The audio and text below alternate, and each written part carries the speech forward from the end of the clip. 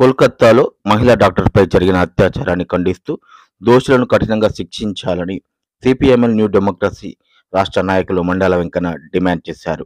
CPML new democracy POW ఆధ్వర్యంలో స్థానిక court centre నుండి నెహ్రూ సెంటర్ వరకు కొవ్వొత్తుల ర్యాలీ నిర్వహించారు. ఈ సందర్భంగా రాష్ట్ర నాయకులు మాట్లాడుతూ దేశంలో ప్రతి 2 గంటలకు ఒక అత్యాచారం జరుగుతున్నా ప్రభుత్వాలు నిమ్మకు నీరెత్తినట్లు వివరిస్తున్నాయని తెలిపారు.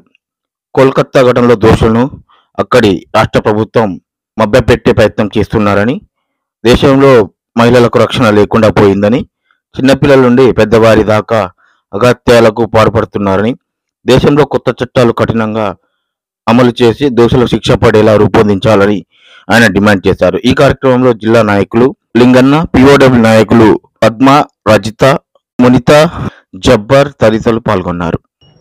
మన దేశంలోని ఒక మహిళా ముఖ్యమంత్రిగా ప్రాతినిధ్యం వహిస్తున్నటువంటి రాష్ట్రం పశ్చిమ బెంగాల్ రాష్ట్రం.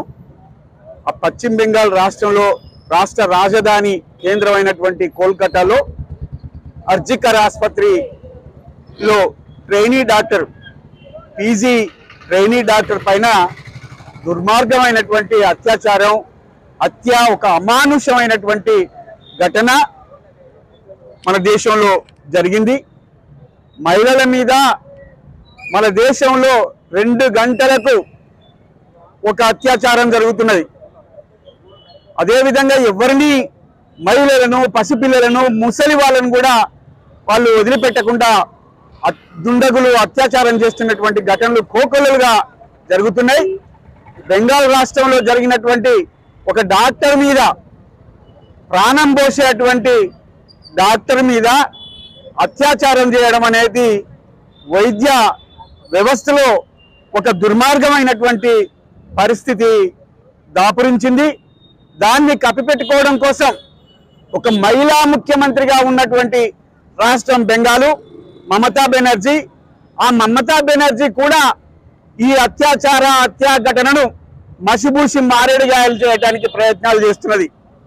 దుండగులు మొత్తం కూడా అత్యాచారానికి పాల్పడ్డటువంటి దుండగుల రౌడీలు మొత్తం కూడా అక్కడ ఆనవాళ్లు లేకుండా మొత్తం ఆసుపత్రి మొత్తం ధ్వంసం చేసినటువంటి స్థితి కొనసాగుతుంది.